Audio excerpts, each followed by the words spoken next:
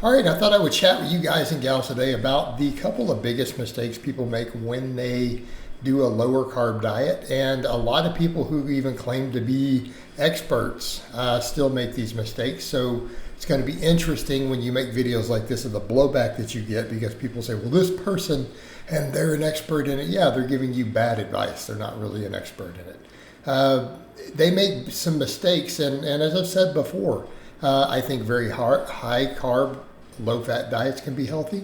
I think very high fat, low carb diets can be healthy. They can all work, but you have to have a good understanding of nutrition. And the mistakes people make when they go like with a ketogenic type diet or similar approach, a couple of big ones. One, the choice of foods they make. They oftentimes go with the worst ultra processed animal products, and they'll argue that they're not, and that's the crazy part. And then they'll fall way short on fruits, or not necessarily fruits, but vegetables. Fruits could be avocados, though, right? An avocado is a fruit, and it is a phenomenal ketogenic food. But they'll fall short on fiber and vegetables in general. Okay, that's a big deal. That is a massive one. Because then what you see with a lot of these people, what we'll see, a lot of them still have diabetic issues later. A lot of them have horrific lipids. A lot of them still develop atherosclerosis. And they're like, I don't understand, all these other health markers improved, but these got worse. And why do I still have these problems? Why are they still getting heart attacks?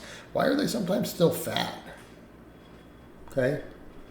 Let me be clear. I know people who've been doing this sort of diet a really long time, and you look at them and go, you're still kind of tubby.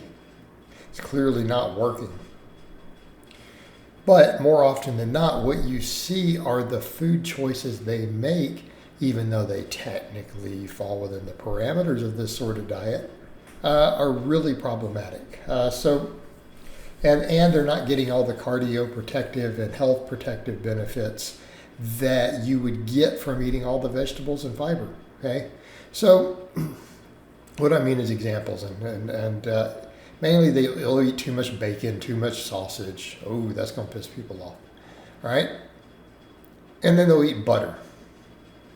The butter's the big one. And that's the one that seems like they'll die on that hill. A lot of the people who do this sort of approach, they'll die on that hill without admitting the research is pretty strong that butter's a problem. And what they don't get is, like, but it's milk. It's natural. There's nothing natural about butter. There's nothing that resembles butter found in nature.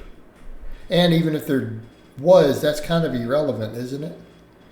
If we base our diet upon what you think is natural, that's called an appeal to nature. That's a logical fallacy. All right? And I'm not saying minimally processed foods aren't generally better. They generally are. All right? But just think that through for a moment. Right? I mean, even dairy itself isn't something we naturally consumed. It required agriculture and cultivation. The same people who are like, our grains are bad because large amounts of them require agriculture and we didn't have that. Well, kind of the same with milk. And I think milk is great, by the way. Just saying. I think milk can be a ridiculously healthy food in the context of your overall diet.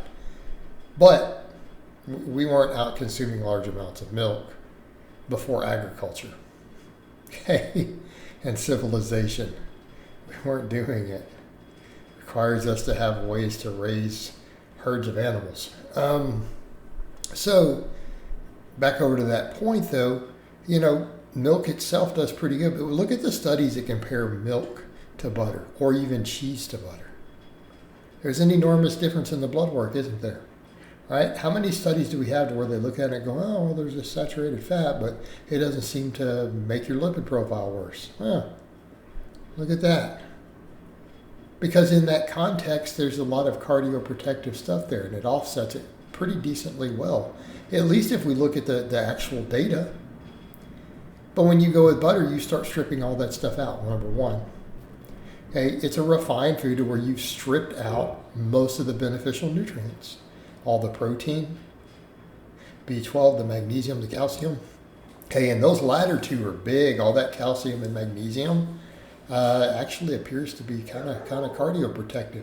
So what happens when you trim it out? You lose that benefit. What happens then with the fat? It's not just normal milk fat, it's been emulsified.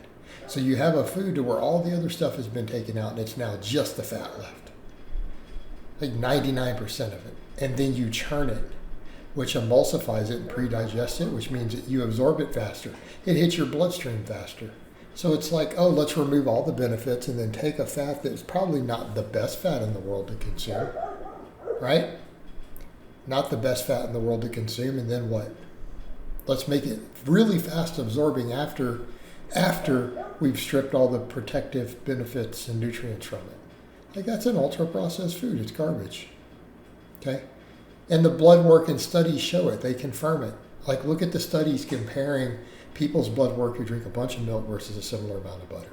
They're not even comparable. In fact, even cheese tends to be fairly neutral in terms of cardiac health, surprisingly enough. Could it be because of also we still have the protein, the magnesium, and the calcium? Okay. Compared to butter, vastly different on the blood work in the studies. And it makes sense. Same thing, all the bacon, sausage. They're extremely, extremely high saturated fat. We've removed the protein and then we've added tons of extra salts and preservatives. Okay? This is not ideal. Now some steak, eggs, avocado, spinach, broccoli, that works really well. You can throw some whole milk in there, throw a little mozzarella cheese. Works really well, doesn't it? But we come over into the context of we have those vegetables. We have those leafy green vegetables with all that vitamin C and that vitamin K, with the fiber, with all those antioxidants. Man, we throw in some good healthy fats in there, maybe some salmon, a few walnuts, again, avocados, like a nice whole food, not a refined fat, nice whole food. It has plenty of fiber, antioxidants, right? People do really well on this sort of approach. Yeah, what I would say, a proper low-carb diet like that would be, a steak, egg, and avocado. There's your basis. Works. Blood work looks good. You'll be healthy. Okay, totally workable. But when people cut the vegetables too low or out, and they start up in the garbage processed animal fats, the butter, the bacon, this is when they still have problems. Okay, this is problematic. All right, guys, but that's really all I have to say on that today. I hope it's been informative, and I'll talk to you guys and gals next time.